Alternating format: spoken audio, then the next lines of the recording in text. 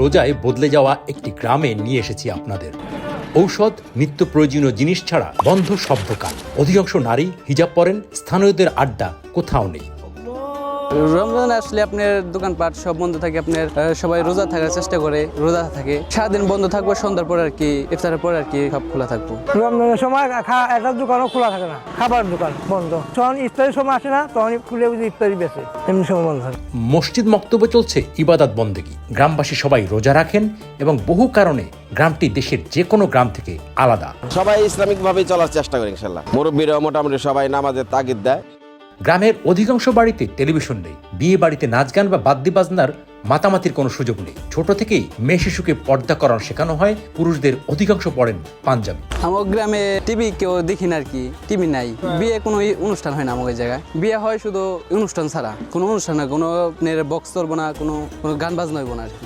আসলে আমাদের এই গ্রামে এখনো কোনো অনুষ্ঠানে বক্স কিংবা মাইক বাজলে মুরব্বীরা মেনে নেয় না, এটা এখনো হয় না, এটা সত্য কথা। আর আমাদের এই গ্রামে অনেকগুলো মসজিদ আছে, সবাই মোটামুটি ধার্মিক ভাবেই চলাফেরা করেন। কোটি মানুষের আস্থা ও ভালোবাসায় পরপর 2 বার দেশের 1 নম্বর এসি ব্র্যান্ডের স্বীকৃতি পেল ওয়ালটন এয়ার কন্ডিশনার। আমার মেয়েরা সব পর্দা করে, বোরকা পরে আর কি হাঁটাচলা করে। মেয়েরা স্কুলে পড়লেও আপনার বোরকা পরে যায়, আর কোনো আপনার পোলারও আর কি স্কুলে গেলে, কলেজে গেলে আপনার পাঞ্জাবি মাথায় থাকে, পায়ে শোলের থাকে, টুপিও থাকে। এই গ্রামে স্কুল কলেজের চেয়ে মাদ্রাসার সংখ্যা বেশি, মসজিদের সংখ্যাও চোখে পড়ার মতো। এখানকার স্কুল থেকে মাদ্রাসা হলো বেশি, বাচ্চাকাল থেকে মাদ্রাসা পড়ে, স্কুলে যারা পড়ে তারাও বোরকা পরে যায়। মসজিদ 40 থেকে 42টা এই গ্রামে, আর মাদ্রাসা হলো, পুরুষ মাদ্রাসা হলো একটা বড়, মানে জেলার মধ্যে মাদ্রাসা না, এটা অনেক বড় মাদ্রাসা। এই গ্রামে মহিলা মাদ্রাসা আছে 4টে। এই গ্রামটির নাম গোবিন্দল। এই গ্রামের শতভাগ মানুষ মুসলিম, অর্থাৎ মুসলিম ছাড়া অন্য কোনো ধর্মের মানুষ এই গ্রামে বসবাস করেন না। এটা আমাদের গোবিন্দর একটা কোনো বেধর্মী নাই, সব হলো মুসলমান, এক ধর্মের লোক। অন্য কোনো জাতি নাই, অন্য কোনো বংশ নাই, অন্য বৌদ্ধ খ্রিস্টান নাই। আমাদের অন্য কোনো জাতিও নাই। গ্রামে চুরি ডাকাতি বা অপরাধের সংখ্যা তেমন নেই বললেই চলে। গ্রামবাসীদের অধিকাংশ সোনার দোকান থেকে ছাই সংগ্রহ করে সেই ছাই থেকে আবার সোনা বের করার পেশায় নিয়োজিত। বাকিরা কৃষিকাজ ও কিছু মানুষ অন্যান্য ব্যবসা করে জীবিকা নির্বাহ করেন। এই এলাকায় কোনো চোর বাটপার সিটার এইসব নাই।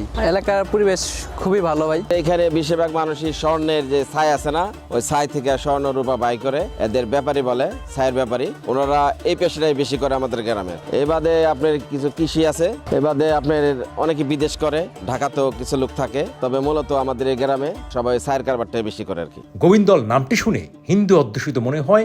গ্রামবাসীরা গ্রামের নতুন নামকরণ করেন মুসলিম নগর। এই গ্রামের নামটা আমাদের পূর্বপুরুষদের নাম ছিল যে গোবিন্দল। এটা হিন্দুর মতো হয়ে যায় দিকে, এর লিগে আমাদের নাম নতুন করে মুরব্বীরা রাখছে মুসলিম নগর। মুসলিম নগর আসলে মূলত এখানে বোঝায় যে এটা গোবিন্দল, কিন্তু বোঝা যায় অনেক হিন্দু বিন্দু আছে। কিন্তু আমাদের গ্রামটা এরকমই, যে এই গ্রামে একটা হিন্দু কোনো পরিবার নাই, সবই মুসলমান। হয়তো আগের যুগে ছিল দিকা, কিন্তু তাই ভাবছে যে এটা দিলে তো হয় না, এই জন্য নতুন করে আর কি মুরব্বীরা মুসলিম নগর হিসাবে নামটা দিছে। স্কুলের পাঠ্য বইয়ের সাথে সাথে সন্তানদের কোরআন শিক্ষার রীতি এই গ্রামে যুগ যুগ ধরে চলে আসছে। এখানে তো প্রাইমারি স্কুল 2টে, বেশিরভাগ ছেলেরা মেয়েরা মাদ্রাসায়। তো কোরআন শরীফটা পড়াটা প্রত্যেকটা গার্জেনের দায়িত্ব, যে প্রত্যেক ছেলে হোক আর মেয়ে হোক কোরআন শরীফ শিখতে হবেই। নতুন প্রজন্ম যারা আছে এরা বাপ মার শাসনে এবং মুরব্বীদের শাসনে ওরা বেশি শিখতেছিল এই কোরআন শরীফ।